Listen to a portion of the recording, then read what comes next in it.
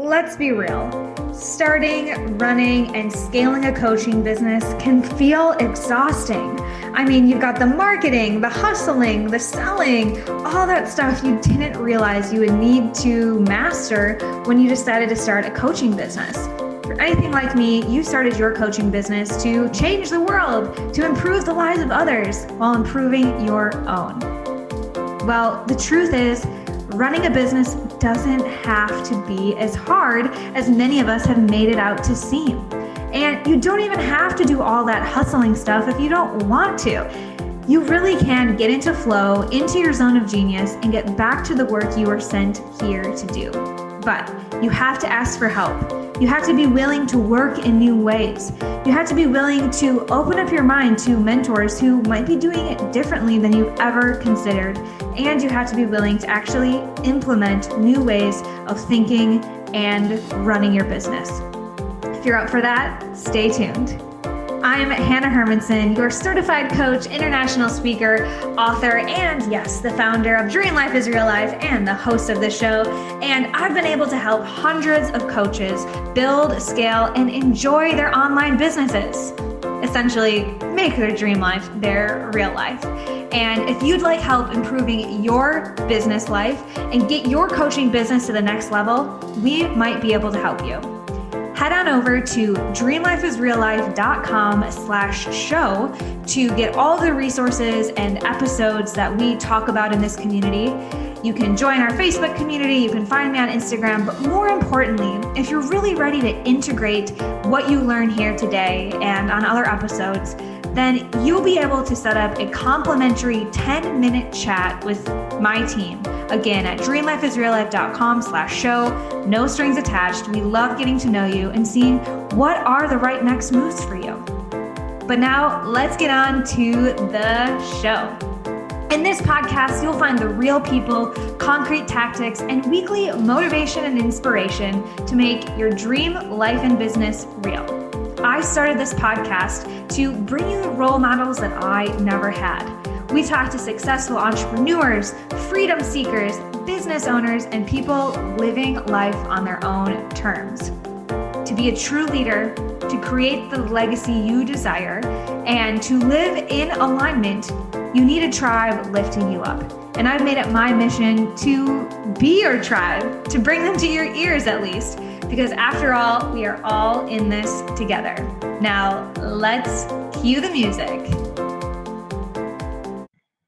All right, everyone. Today we are hanging out with Kendall Corso. Kendall has a background in music, in the music industry. She's produced festivals, concert series, and she served as the editor-in-chief and VP for a top music media outlet. And she recently co-founded a nonprofit that connects music industry professionals with mental health and wellness resources. So welcome to the show, Kendall. Thanks so much, Hannah. Yes, I love getting to talk to people who have blended their experience and their passions into meaningful businesses. So excited to learn a little bit about what's brought you here to be a founder. So if you could just tell us a little bit about, how these dots have connected and what inspired you to start your own gig, pun intended. So interestingly, you mentioned turning passion into a business, and connecting passion with purpose has always been at the front of my mind. I guess the long story is that my godfather was in a famous rock band, the Allman Brothers Band, and my whole childhood was spent listening to music with my father, going to see live music, traveling the country to see them perform in California and New York at the Beacon in March every year. And it was just very much part of my life. Those experiences of seeing how intense backstage is and kind of the work that goes into a show and just that whole A to Z process was always really inspiring to me. And I knew pretty early that I wanted to work in that industry, but I didn't know exactly what it was going to be. So while I was in college, my godfather produced an event in New York. It was a camp that has since gone on for 7 years, and it's a camp for all ages where people come to learn and connect and be together. And that was my first social media gig. That first year, I met a young 8-year-old guitar player. His name is Brandon Taz Niederauer, and he blew everyone's mind.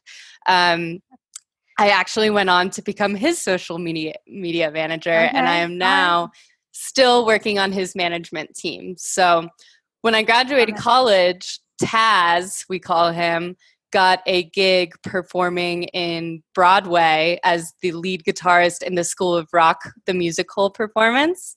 And Amazing. It was amazing. So amazing that movie, the School of Rock movie, was the movie that inspired him to pick up the guitar only 2 years prior to him landing the role. Oh my gosh. Okay, like my little small town, Wisconsin, I'm like, famous people, Yeah. When I moved to California, I was like, oh my gosh, I'm going to see so many famous people. And I have yet to really see famous people. Come on. No, unexpected, right? I thought they were just like walking around everywhere, but not here in Sacramento, apparently. Right.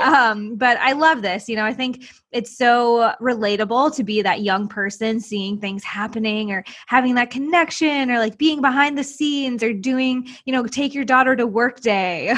Yeah. Those types it's of really things. Exciting. Totally. Yeah. And as like a young motivated college student, it was just like, wow, I have these opportunities around me. I'm going to see where it fits. So when Taz landed that job was my opportunity to move to New York, get an apartment, and help him through that whole process. So I lived with the kid, and he was probably 10 years old at the time, and I took him to his practices, made sure he did his homework at the end of the night, and his parents allowed for me to do that until I found whatever job was going to accept me out of college. I knew I had to get to New York to get my foot in the door in the music industry. I knew I had to be there to take the interview when it presented itself. And so Taz was my way to do that. I still work on his management team today, but he is a high school student and focusing on high school things while also touring on the weekends, and I promote his shows and whatnot. So the story continues that I, once in New York, started working for Live for Live Music, which is a music media outlet. That was my opportunity to get my foot in the door in the music industry. They do thing from publishing content. I've published over 2,500 articles myself, but we also were collaborating with Live Nation and AEG and some of those top promoters for campaigns.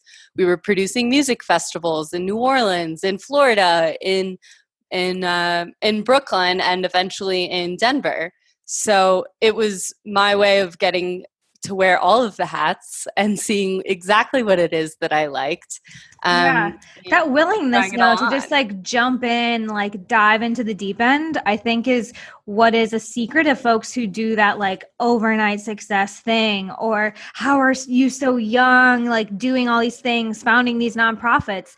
And what I'm hearing is that you were just willing to like go for it, jump in, take the opportunities, be ready to say yes to things. And I think that's so important. To become an entrepreneur, you have to be a yes person.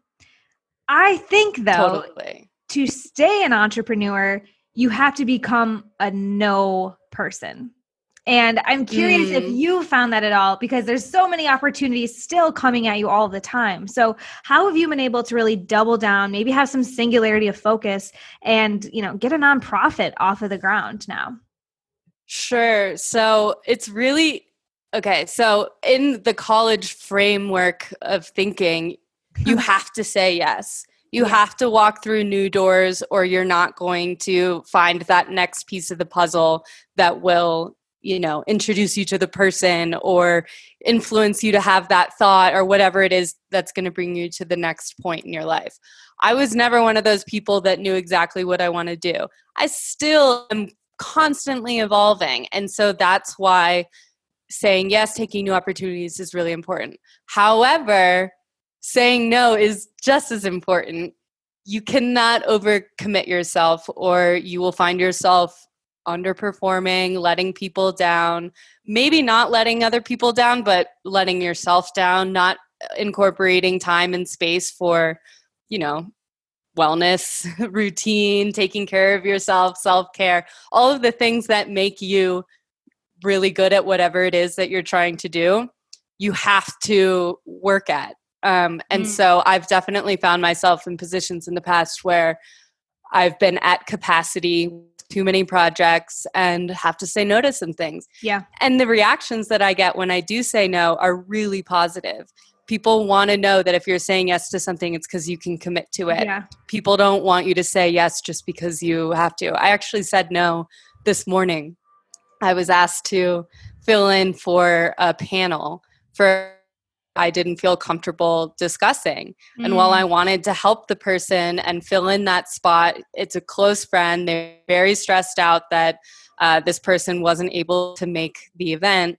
And I just couldn't. I didn't feel prepared. And I have a big day today. And I had to say no. And he understood. And that'll come back as a different opportunity down the road. Yeah. Yeah. I had a similar experience this week too. And it was a big no I had to give. And it's from making the mistake of staying in that college mindset that I think a lot of us have benefited from, right? Like being a good student, saying yes, being like open and willing has gotten us to some point. But like you said, you reach a place when you're maxed out and your yes then becomes no to a lot of other things that you don't even realize you're giving up, like self-care, like focus, like you were saying, for yourself. And I definitely want people to hear that anytime you say yes or you say no, there are consequential yeses and nos that follow that. And like you said, opportunities are always coming around. So just wanted to kind of emphasize that point. And now I'd love to hear, like more about what you're working on now with your nonprofit. Sure. So the reason that, that whole timeline is so important to what led me to starting this nonprofit is that figure in my life who inspired me to work in the music industry unfortunately killed himself 3 years ago. So that over the last couple of years, you may have noticed that suicide in the music industry has really gone up, both in the mainstream world and also in some of these nationally touring acts that are more genre specific. And I come from the jam band communities, admittedly, and we lost too many people over the last couple of years. So last summer, we lost 2, and it resulted with a task force call that some friends and I started to really get music industry professionals on the line and say, what's going on? How do we address this issue? And ultimately, Backline, the nonprofit, was born out of those calls. And what we do is connect music industry professionals and their family members with mental health and wellness resources. Yes. We're doing another just like, I want to take one more pause here because you're saying so many good things. I want to make sure that listeners can catch here. So you had a challenge, right? Like a personal trauma, and you decided to take that and create a different outcome for other people. And I talk to so many coaches and entrepreneurs who they're not in victim mode, but they're like, gosh, all these things happened to me. I've had all these experiences. Like, what do I do with it? Like, what does it mean? And so I love, Kendall, what you're saying. And it's like just taking those first steps. Okay. Kendall didn't say like, oh my gosh, this terrible thing, now I need to go like get a retreat center and change the world and it has to happen tomorrow. But like you got some friends together, you started getting in conversation with people, which is massive. And I find that when you take those baby steps of inspired action, one by one, that these are the things that lead up to these, nonprofits and these movements. So thank you for sharing that. I want people to hear that it starts with baby steps. Yes, it really does. I mean, we're still building the plane as we fly it. Like, it's all about just taking it a day at a time. It really started with a couple of weeks of phone calls. Then we're like, all right, let's get a website and put everything that we know in one place so that other people can access it. And then it's it led to us realizing that there was a huge disconnect between this community and these resources. So we're not reinventing anything. We're just connecting pieces that already exist. And we're taking on that vetting process. We're going out, building a network of clinicians that understand the music industry to match those people with the people that need help. Amazing. COVID has obviously changed the narrative around what it means to be a music industry professional, and that has pivoted our services to be 100% remote. And part of our latest offerings are virtual support groups, but also access to wellness. I just locked in 2 partnerships that I can announce right now. I haven't announced it to the world yet. Oh, you hear it here first, friends. Hearing it here first. Meditation Studio is an amazing app that is owned by a company called Muse, and they have hundreds of meditation that is now available to the music industry through Back. And then we've got another partnership in the pipeline with Wanderlust, who has a whole platform for things like yoga, meditation, breath work, sound healing. And really my mission during these times is to use this time off where people are typically on the road touring and say, hey, it's not a lot of excuses right now. You've got a lot of that's probably starting to come out when you look at yourself in the mirror these days. Let's address them. And if you can't go to therapy or you can't do this or that, try this breathwork exercise that takes 10 minutes. Yeah. See how you feel after. Yeah.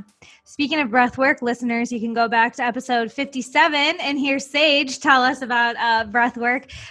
And I mentioned Sage because I, like maybe some of the musicians you've worked with, and others have used this time to double down on introspection, self-care, adding new tools to their resource or their toolkit of how to take care of ourselves, and get more clarity on what we really need. So I think this is so important, not just for musicians. Absolutely.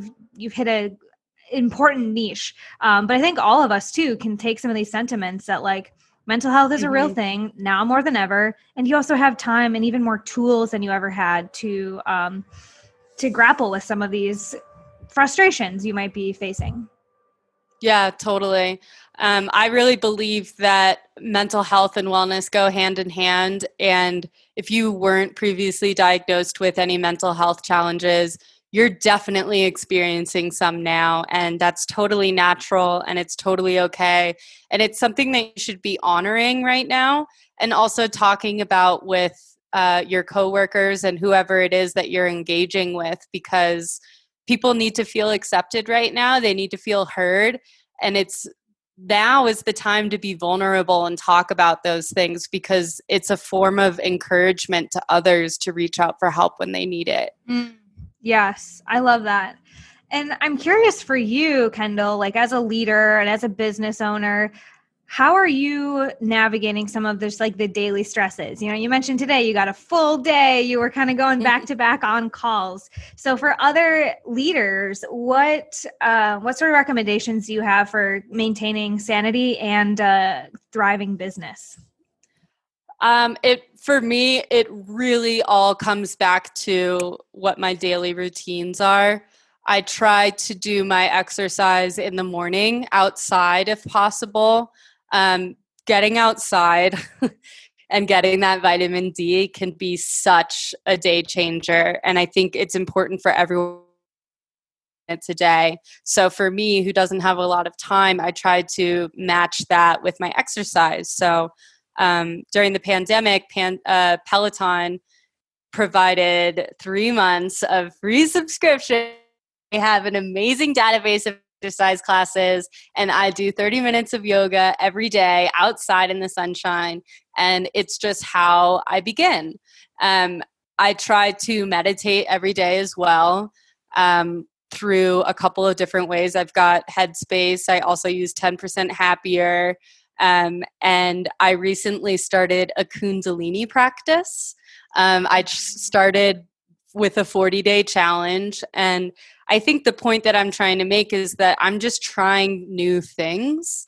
And that, Kundalini is the most vulnerable part of my day. I am sharing a house with people and I'm literally chanting, yelling at the top of my lungs, like things that I don't even know what it means. And it's just, but it has translated in my life in very different ways. It's made me more confident in expressing myself. It's made me not really hold myself back when I want to say something. And I think that trying these new wellness practices has really kept me level-headed and has kept me interested. Life is obviously more monotonous than it's ever been, especially I used to travel for work in the music industry, entertainment, and but I'm really soaking it in. I'm waking up early, going to bed early, spending time with my husband, and just trying to take a lot of time for me.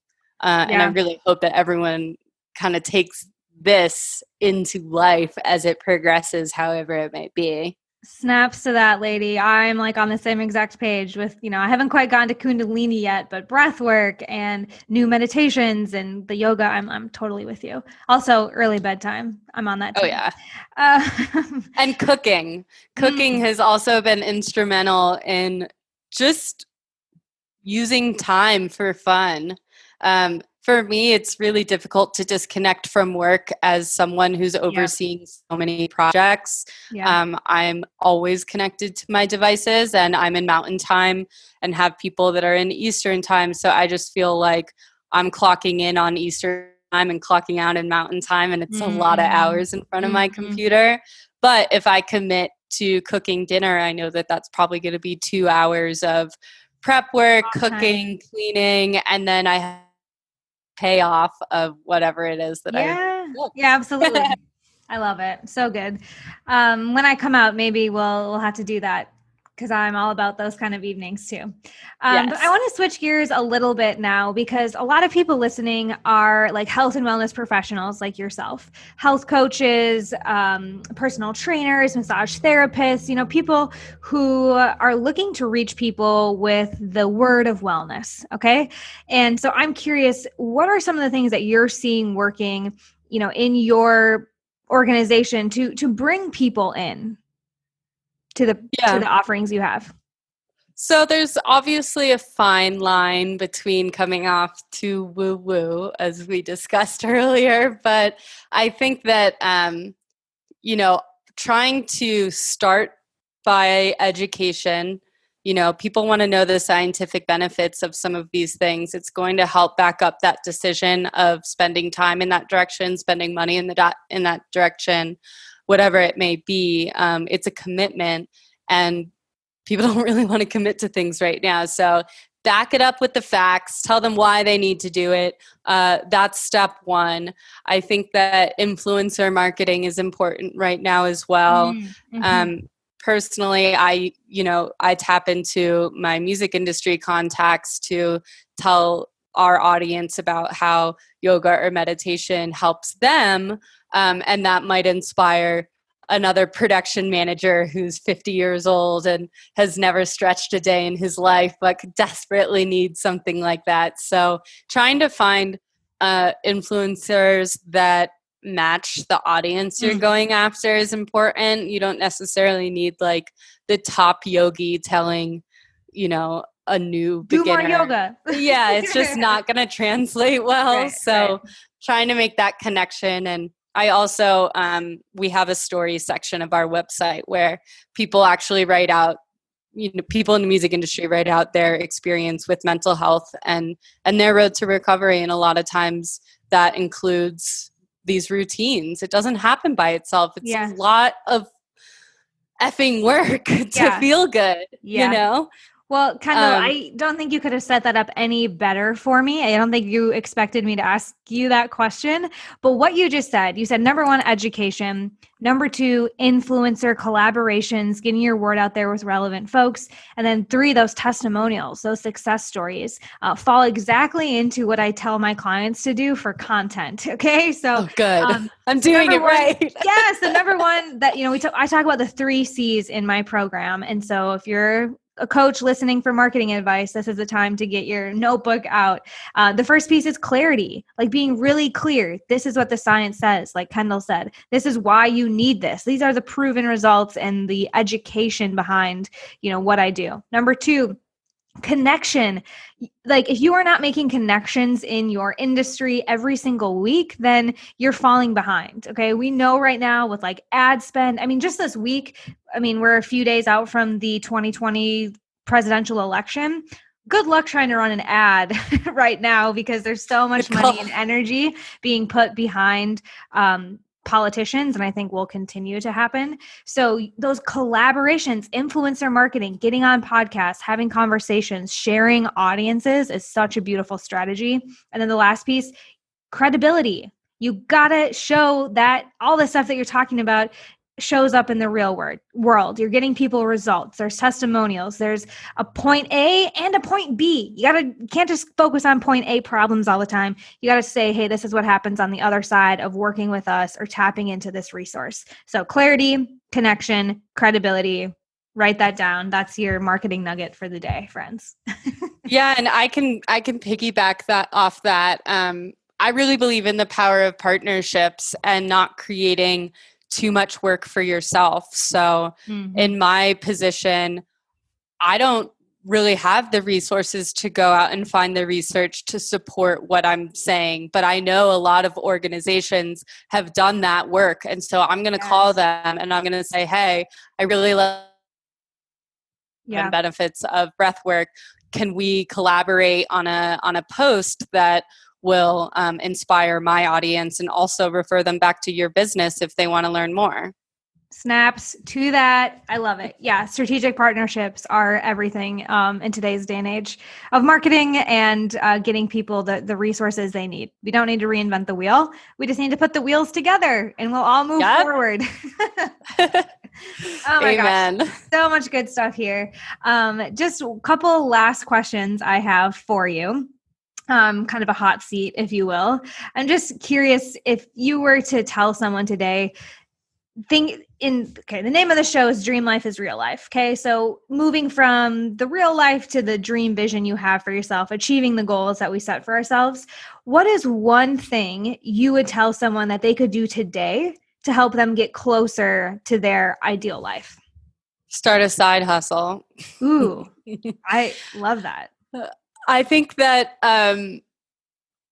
financial success is a really difficult thing to achieve, especially if you're going out the gates with your own entrepreneurial vision. And if you have a skill that might be useful to others that doesn't necessarily align with your vision, find an easy way to support your vision through, a couple hours of work a week that might be useful to you.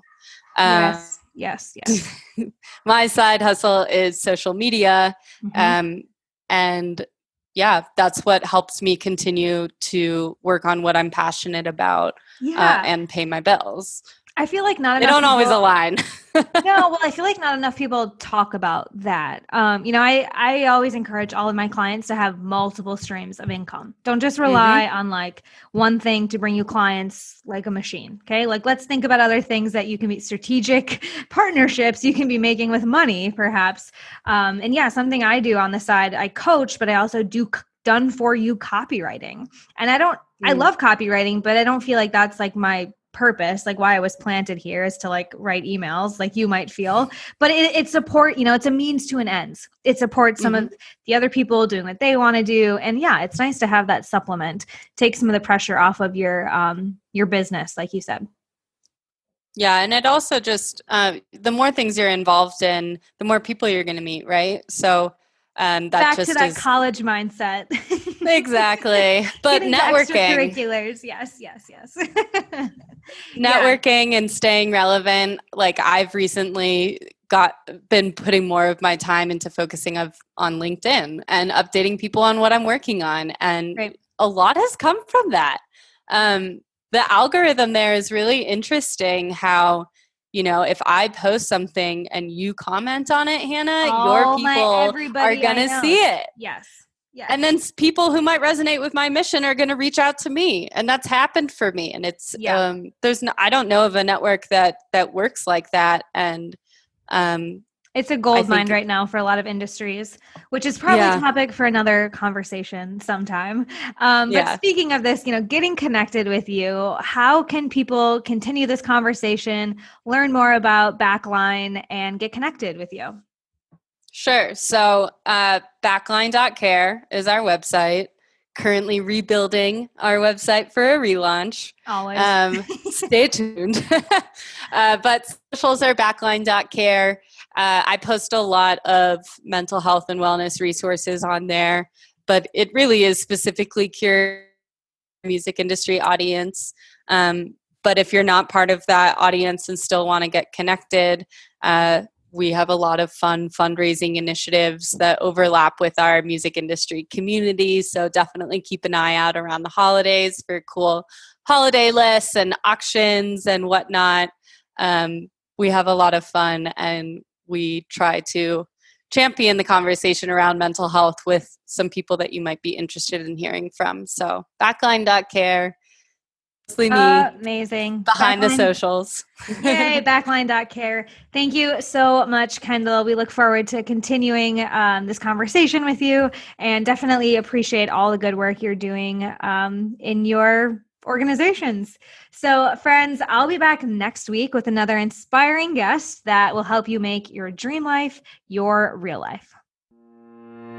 That's right, friends. That'll do it for our show today. But remember, if you're really ready to implement and take these ideas into action, then hop on over to dreamlifeisreallife.com/show, and you can access all of the resources we talked about, and more importantly, set up a complimentary 10-minute phone call with my team so that we can help you get clarity and some concrete action steps in place, so this doesn't just become another one of those feel-good moments, but an opportunity to actually make a change in your life and business, because all good things come in action. So we'll see you over there at dreamlifeisreallife.com/show, and next week here on the show.